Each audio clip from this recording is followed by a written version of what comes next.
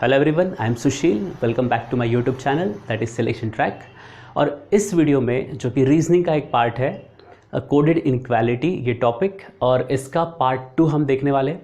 Part 1 जिन्होंने नहीं देखा होगा, आई रिक्वेस्ट यू कि डिस्क्रिप्शन लिंक में पार्ट 1 की लिंक भी डाली हुई है कोडेड इनइक्वालिटी के, जिसमें हमने बेसिक्स और 3 गोल्डन रूल देखे थे। हाँ, आपको 3 गोल्डन रूल याद हो गए, because on the basis of 3 golden rules only we can solve each and every question on this topic. तो इस टॉपिक के सभी क्वेश्चंस के लिए 3 गोल्डन रूल्स आपने पढ़ने। अगर आपने नहीं पढ़ा होगा तो सबसे पहले जाके वो पार्ट देखिए, और उसके बाद आपको इस पार्ट का बेनिफिट हो पाएगा, बिकॉज इस पार्ट में हम 8 क्वेश्चंस डिस्कस करने वाले हैं टाइप 1 के। और कोडेड इनइक्वालिटी का सबसे इंपॉर्टेंट बात है कि कोई भी टाइप हो, ये 3 गोल्डन रूल्स का ही एप्लीकेशन हमें यहाँ पर करना है। तो जैसे कि रिवाइज में करा देता हूँ आपको, जिन्होंने फर्स्ट वीडियो देखा होगा वो रिवाइज कर सकते हैं, नोट डाउन भी कर सकते हैं। 3 गोल्डन रूल्स आपके स्क्रीन पर है, नीचे ऑप्शंस पे लिखे हुए हैं। तो फर्स्ट रूल था कि जो 2 नंबर्स के बीच में हमें कंपैरिजन करना होता है, उनमें अगर साइन सेम होंगे तो वही साइन आएंगे। दैट मीन्स ग्रेटर देन का साइन होगा तो ग्रेटर देन ही आएगा, स्मॉलर देन के साइन होंगे तो स्मॉलर देन ही आएंगे। मतलब सेम डायरेक्शन होगी तो वही डायरेक्शन का आंसर 2 नंबर्स के बीच रिलेशन एग्जिस्ट करेगा। सेकेंड रूल था when signs are in opposite direction, विरुद्ध दिशा में अगर साइन हो तो उनमें कोई भी रिलेशन हम नहीं बता पाएंगे, सीधा सीधा वो कंक्लूजन को हम रॉन्ग कर देंगे। और एक इंपॉर्टेंट बात हमने देखी थी कि जब कोई भी 2 नंबर सिस्ट नहीं करता तो उनमें 3 साइन हो सकते हैं, या तो वो ग्रेटर हो सकता है, स्मॉलर हो सकता है, इक्वल हो सकता है। पार्ट 1 में हमने काफ़ी डिटेल में डिस्कस किया था इसे। And rule number 3 is for equals to sign. That means अगर 2 नंबर के बीच में हर जगह इक्वल टू होगा तो ही हमारा आंसर में इक्वल टू का साइन आ सकता है, अदरवाइज इक्वल्स टू का साइन नहीं आएगा। तो ये 3 गोल्डन रूल्स है जो आपने नोट डाउन भी करने हैं, ध्यान में भी रखने हैं। और मैं फिर से एक बार रिक्वेस्ट कर रहा हूँ कि जिन्होंने वीडियो नंबर 1 नहीं देखा होगा वो ज़रूर आप देखिए। आई होप कि आपने प्रैक्टिस ज़रूर किए होंगे क्वेश्चंस वीडियो नंबर 1 के बाद, बिकॉज हर एक जो नए स्टूडेंट्स है जो ज्वाइन किए हैं आज, वो उनके लिए मैं बता दूं कि सिलेक्शन ट्रैक इस टेलीग्राम चैनल पर हर वीडियो के प्रैक्टिस क्वेश्चंस आपको मिलेंगे, जिसके आंसर्स भी वहाँ पर रहेंगे। आपने प्रैक्टिस करना है और उसका बेनिफिट भी लेना है। तो टोटल 8 क्वेश्चन में से ये 2 क्वेश्चन जो है आपके स्क्रीन पर अभी आ चुके हैं। ऐसे 2-2 क्वेश्चंस के पेयर्स में हम ये क्वेश्चन सॉल्व करने वाले आज के इस पार्ट में। आप वीडियो पॉज करके पहले ये क्वेश्चन सॉल्व कर सकते हैं, फिर आपका ऑप्शन चूज कर सकते हैं out of 5 options which is the correct answer with the help of these 3 golden rules. So let's start solution of these questions. And आपके आंसर्स जो भी आए होंगे कमेंट में ज़रूर लिखिए। आपने अगर अभी तक ये वीडियो शेयर नहीं किया होगा तो शेयर कीजिए, सब्सक्राइब भी करके बेल आइकन दबाना ना भूलें, ताकि आपको आगे के वीडियोस के नोटिफिकेशन भी मिल पाए। So question number 1। So first of all question number 1 में एक स्टेटमेंट या कथन दिए हुए, हमने क्वेश्चन पैटर्न भी देखा था। कंक्लूजन निष्कर्ष होंगे, कौन सा कंक्लूजन ट्रू है या फॉल्स है ये हमें बताना होता है on the basis of this statement. तो देखिए, फर्स्ट जो कंक्लूजन हमें डिसाइड करना है वो है एफ और के बीच में। तो जिन 2 नंबर्स के बीच में हमें साइन रिलेशन फाइंड आउट करना होता है, उनके बीच जितने भी सिंबल है उन सभी सिंबल को हमको एनालाइज करना होता है। ये 3 गोल्डन रूल्स अपनाने होते हैं। तो एफ और के बीच के सिंबल देखेंगे, ये सिंबल इस कंक्लूजन के लिए बिल्कुल भी यूजफुल नहीं रहेगा, बिकॉज वो एफ के बाहर है, इनके बीच में नहीं आ रहा है, एफ और के बीच में। तो कौन सा रूल अप्लाई होगा? तो देखिए, एफ और के बीच में सिंबल की डायरेक्शन एक ही है, सिंगल सिंबल भी रहेगा तो भी चलेगा, साइन जो है वो एक ही डायरेक्शन में जा रहे हैं। दैट मीन्स एफ और के बीच में ये साइन तो डेफिनेटली आएगा, बिकॉज सिंबल की डायरेक्शन एक ही है। और रूल नंबर 3 जो है वो इक्वल्स टू साइन के लिए होता है कि हर जगह अगर इक्वल्स टू है तो डेफिनेटली इक्वल्स टू साइन भी आएगा। तो यहाँ पे हर जगह इक्वल टू साइन भी है। That means rule number 1 and 3 दोनों एक साथ अप्लाई किए जा सकते हैं। जहाँ पे रूल नंबर 2 रहेगा, अप्लाई होगा, वहाँ पे रूल नंबर 1 एंड 3 के लिए चेक करने की बिल्कुल भी ज़रूरत नहीं है। तो देखिए, एफ और के बीच में हमें रिलेशन मिल चुका है। एफ कैन बी ग्रेटर और smaller than K, F greater than equal to K, ये डेफिनेट रिलेशन है। अब आप बताइए कि कंक्लूजन 1 ट्रू है या फॉल्स है। तो जिन स्टूडेंट्स को लगता है कि ये ट्रू है, बिकॉज यहाँ तो ग्रेटर देन का साइन है, यहाँ पर भी ग्रेटर देन का साइन है, वो अपने कॉन्सेप्ट बिल्कुल पक्के कर ले। तो आप ध्यान रखो, जितना हमें आंसर में सिंबल मिल रहा है वही आंसर कंक्लूजन में होगा, तो ही हम उसे राइट या रॉन्ग करेंगे, राइट करेंगे। तो आप यहाँ देख सकते हैं, यहाँ पे सिर्फ ग्रेटर है, लेकिन आंसर में क्या आ रहा है? ग्रेटर देन और इक्वल टू आ रहा है। दैट मीन्स ये कंप्लीट आंसर नहीं है, इसीलिए इस कंक्लूजन को हम रॉन्ग करेंगे, ये आपने ध्यान में रखना है। तो जिन स्टूडेंट्स का ये आंसर गलत हो गया था, उन्होंने कमेंट में लिखना है कि now we have corrected our answer. तो देखिए, ये ग्रेटर देन का साइन है, यहाँ पे क्या था, ग्रेटर देन इक्वल टू था, कंप्लीट साइन नहीं आ रहा था। अगर यहाँ ग्रेटर देन इक्वल टू दोनों साइन होते तो फिर ये कंक्लूजन करेक्ट होता। अगर f इक्वल्स टू k इस तरीके से भी कंक्लूजन होता तो ये कंक्लूजन भी रॉन्ग होता, बिकॉज ग्रेटर देन का साइन यहाँ पे मिसिंग है। जितना सिंबल आ रहा है उतना ही सिंबल कंक्लूजन में होना चाहिए, ना कम ना ज़्यादा। ये बात आपने नोट डाउन करनी है। So first conclusion is wrong. Similarly for second conclusion, second conclusion में हमें चेक करना है रिलेशन d और k के बीच में। So this is d, this is k। अब सिंबल्स की डायरेक्शन सबसे पहले चेक करनी होगी। सबसे पहले इक्वल्स टू का रूल चेक नहीं करना है। तो आप देख सकते हैं सिंबल्स अपोजिट डायरेक्शन में जा रहे हैं। d और k के बीच के सारे सिंबल्स हमें देखने होते हैं। तो f और k के बीच में सिंबल्स की डायरेक्शन अपोजिट है, तो रूल नंबर 2 अप्लाई होगा। जहाँ पे डायरेक्शन अपोजिट रहेगी वहाँ पे कोई भी कंक्लूजन हम नहीं बता पाएंगे। दैट मीन्स सीधे सीधे उसको क्या कर देना है, रॉन्ग कर देना। बिल्कुल भी कुछ नहीं सोचना है। सिंबल की डायरेक्शन अपोजिट चले गई तो उसके बीच में डेफिनेटली कोई भी रिलेशन हम नहीं बता पाएंगे। सीधा सीधा उस कंक्लूजन या निष्कर्ष को गलत कर देना है हमने। तो इस तरीके से दोनों जो कंक्लूजन है वो रॉन्ग है, इसलिए हमारा ऑप्शन नंबर रहेगा 4। Neither conclusion 1 nor 2 is true. निष्कर्ष 1 या 2 दोनों गलत। तो इस तरीके से आपका आंसर 4 आया होगा। जिनका भी आंसर करेक्ट होगा उन्होंने कमेंट में ज़रूर लिखना है कि ऑप्शन नंबर 4 करेक्ट है करके। नाउ एग्जाम्पल नंबर 2, ये भी आपने सॉल्व किया होगा। तो देखते हैं फर्स्ट रिलेशन किस में फाइंड आउट करना है, k और t के बीच में। सो ये k और ये t, सिंबल की डायरेक्शन देखिए बिल्कुल एक ही है, एक ही डायरेक्शन में जा रहे हैं। तो k और t के बीच में ये सिंबल तो डेफिनेटली आएगा।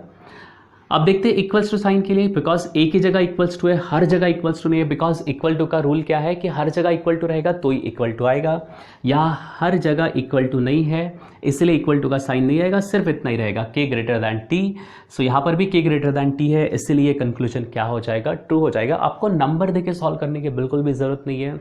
3 गोल्डन रूल्स के हिसाब से ही ये एग्जाम्पल हमें सॉल्व करने हैं। आखिरी तक ये एग्जाम्पल सॉल्व करो। 8 काफ़ी अच्छे एग्जाम्पल्स आपके लिए इस वीडियो में है, आपने सॉल्व करने हैं। नाउ t और m के बीच में रिलेशन निकालना है। तो सबसे पहले हमें गिवन है m एंड t। तो चलो m और t के बीच में रिलेशन निकालते हैं, फिर उसको रिवर्स कर देंगे। सो m और t के बीच में सिंबल की डायरेक्शन देखनी है। सिंबल की डायरेक्शन एक ही है, तो आप बताइए कौन सा रूल अप्लाई होगा। करेक्ट, रूल नंबर 1 अप्लाई होगा। दैट मीन्स ग्रेटर दैन है तो ये ग्रेटर दैन ही आएगा। इक्वल्स टू का साइन आएगा क्या m और t के बीच में? नहीं, बिल्कुल भी नहीं आएगा, बिकॉज हर जगह इक्वल टू नहीं है। जब हर जगह इक्वल टू होता है तो ही इक्वल टू का साइन आता है। दैट मीन्स हमें रिलेशन मिल चुका है m greater than t, but conclusion में t सबसे पहले लिखा हुआ है, इसलिए हम यहाँ पर सीक्वेंस चेंज कर देंगे। mt की जगह tm लिख देंगे।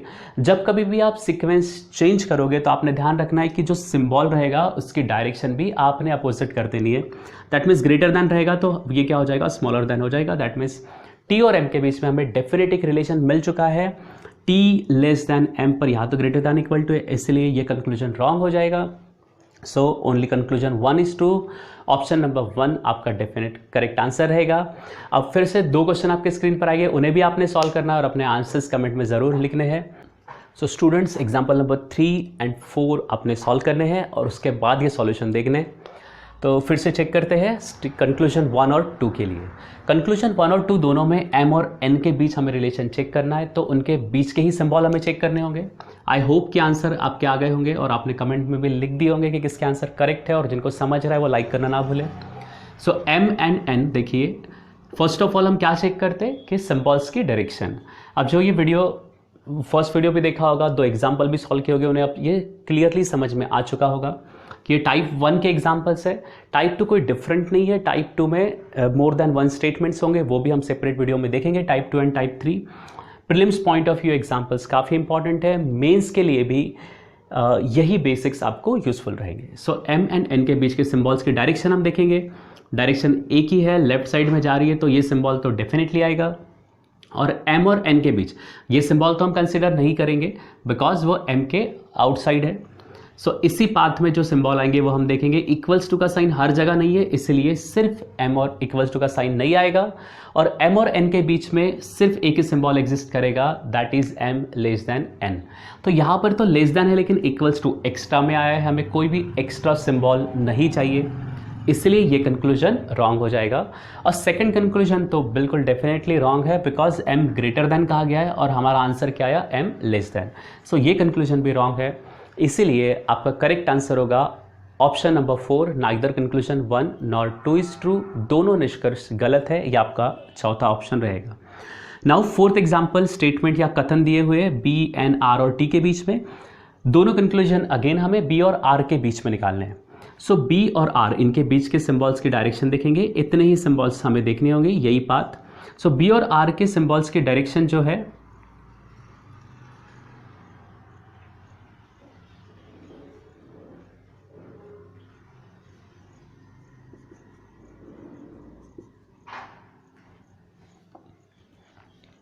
सो एग्जाम्पल नंबर 4 में हमें बी और टी के बीच में रिलेशन फाइंड आउट करने हैं।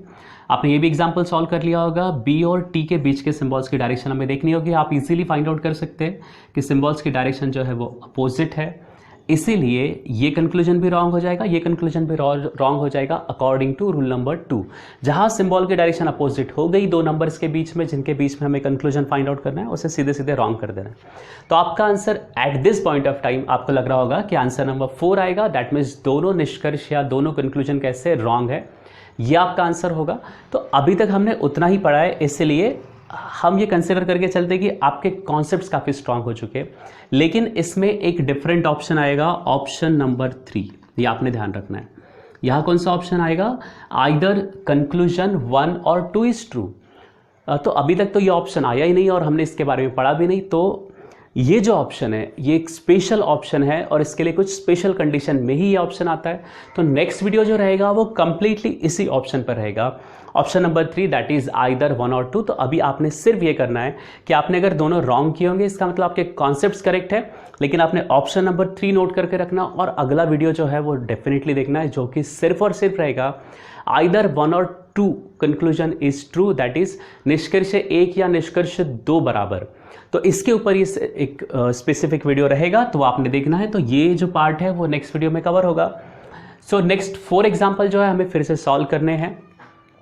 जिन्होंने इसका आंसर 3 मार्क किया होगा, वेल एंड गुड, लेकिन जिन्होंने नहीं कर पाए वो अगला वीडियो देख के ज़रूर कर पाएंगे। नेक्स्ट 4 क्वेश्चन आपके स्क्रीन पर एक साथ आएंगे, आपने ऑप्शंस नोट करने और उनको भी सॉल्व करना है, उनके भी एक्सप्लेनेशन हम देखने वाले। तो बने रहिए लास्ट तक, क्योंकि प्रैक्टिस इज़ वेरी इंपॉर्टेंट। तो स्टूडेंट्स, ये 4 क्वेश्चंस आपके स्क्रीन पर आ चुके हैं।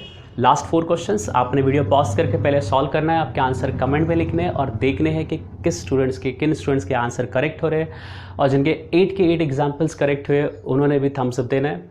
सो let's check the answers for last 4 questions. So पहले तो स्टेटमेंट दिया है, सीधा हम कंक्लूजन पे जाएंगे कि पहले तो हमें के और एन के बीच में रिलेशन निकालना है। तो हम सिम्बॉल्स की डायरेक्शन भी एन और के बीच में चेक करेंगे। सीधे सीधे हमें दिख रहा है सिंबल की डायरेक्शन अपोजिट है, that means rule number 2 apply होगा। सिंबल की डायरेक्शन अपोजिट है तो इनके बीच में कोई भी रिलेशन हम फाइंड आउट नहीं कर सकते, सीधे सीधे कंक्लूजन हमें रॉन्ग कर देना है।